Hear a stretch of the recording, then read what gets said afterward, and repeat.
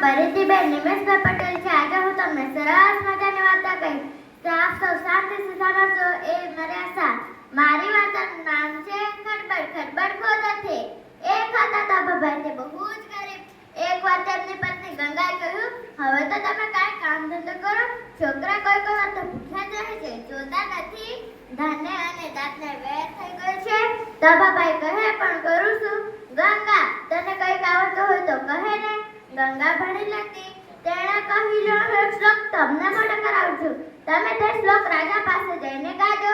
રાજા તમને જરૂર રાજી કરશે, પણ હા, શ્લોક ભૂલી ન જતા. તાબાભાઈને ગંગા શ્લોક મોઢે કરાવ્યો. તાબાભાઈ તો બોલતા બોલતા રાજા પાસે જવા નીકળ્યા. રસ્તામાં એક નદી આવી. ત્યાં તાબાભાઈ નહાવા ધોવાને ભાતું ખાવા રોકાયા. એમાં તો શ્લોક ભૂલી ગયા. યાદ કરવા મથ્યા, પણ કશું યાદ ન આવ્યું. એટલામાં ત્યાં એક જળ કુકડીને ખોદતી જોઈને તેમના મનમાં એક ઘડી સૂજી. તે બોલવા લાગ્યા, ખડબડ ખડબડ ખોદતે. ત્યાં તો કુકડી પણ આંબી ડોક કરીને ચારેકોર જોતી હતી. એટલે વળી તાબાભાઈના મનમાં સૂજ્યું, લાંબી ડોકે જોવતે.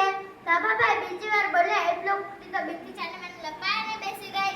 આ જોઈ તાબાભાઈ ત્રીજી કાળી બોલ્યા, કુકડ મુકડ બેઠા છે. તાબાભાઈ બોલ્યા એટલો કુકડી તો દોડ મૂકીને પાણીમાં જતી રહી. આ જોઈ તાબાભાઈ ચોથી કાળી બોલ્યા, દડબડ દડબડ દોડતે.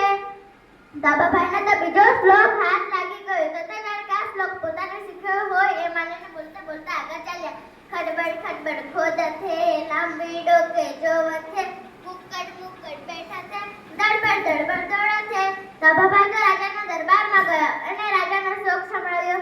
રાજાએ તો વિચિત્ર અને નવો શ્લોક ઉતારી લીધો, પણ રાજા કચેરીમાંથી કોઈ આ શ્લોકનો અર્થ કરી શક્યું નહીં. તાબાભાઈ તો રાજાના સીધા પાણી ખાય અને સુખેથી રહે. રાજા તો શ્લોકનો અર્થ વિચારો રોજ રાતના 12 વાગે ઉઠે અને એકાંતમાં રાતે શ્લોકનું ચરણ બોલતા જાય ને અર્થનો વિચાર કરતા જાય.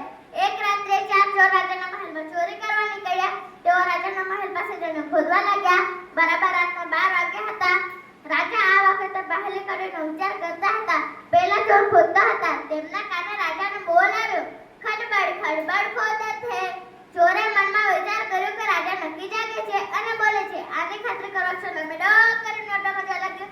ત્યાં તો રાજા બીજી કડી બોલ્યા, લાંબી ડોકે જોવતે. આ સાંભળી જે ચોર બારીમાંથી જોતો હતો તેને ખાતરી થઈ કે રાજા જાગે છે. બધા છાના માના સંતાઈને બેસી ગયા. ત્યાં તો રાજા ત્રીજી કડી બોલ્યા, કુકડ મુકડ બેઠા છે. ચારેય ચોરના મનમાં થયું કે હવે ભાગો. રાજા બધું જાણે છે અને જોયા પણ છે. હવે જરૂર પકડાઈ જશું. તેઓ બીકનામાં એકદમ દોડ્યા. ત્યાં તો રાજાએ ચોથા ચોરનો ઉજાગર કર્યો, દડબડ દડબડ દોડતે.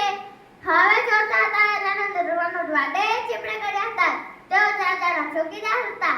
દરવાનોની દાનત બગડી તેથી ચોરી કરવાનો વિચાર આવેલો. ચોર તે ઘરે ભાગી ગયા. બીજા દિવસે કચેરી ભરાઈ ત્યારે રાજાને સલામી ન ગયા. તેમને લાગ્યું કે નક્કી રાજાજી બધું જાણી ગયા છે અને દરવાનોને ઓળખી લીધા છે. દરવાનોને સલામી ન આવેલા જોઈને રાજાએ પૂછ્યું, આજે દરવાનો કચેરીમાં કેમ નથી આવ્યા? ઘરે કોઈ સાચું બધું તો નથી થયું ને? રાજાએ બીજા સિપાહીઓને દરવાનોને તેડવા મોકલ્યા. કચેરીમાં દરવાનો આવ્યા અને સલામ કરી ઊભા રહ્યા. રાજાએ જોરથી પૂછ્યું, તમે આજે કચેરીમાં કેમ ન હતા આવ્યા? દરવાનો ધ્રુજવા લાગ્યા. તેમને તો ખાતરી હતી કે રાજા બધી વાતો જાણી ગયા છે. ખોટું બોલશે તો વધારે માર્યા જશું એમ વિચારીને તેમણે રાતે બનેલી બધું જ કહી દીધી. રાજા તો આ બધું સાંભળી વિસ્મય પામ્યા. તેમને થયું કે આ તો પહેલા તાબાભાઈનો શ્લોક તો ભારે ચમત્કારી. તાબાભાઈને તો સારો એવો સરપાળ મળ્યો. શ્લોકના અર્થ કહેવાની પંચાયતમાં પડ્યા વિના સીધા તે તો ઘર ભેગા થઈ ગયા. ગંગા તો તાબાભાઈની વાત સાંભળી રાજી થઈ ગઈ. પછી તો તેમણે ખાધું પીધું મોજ કરી. જય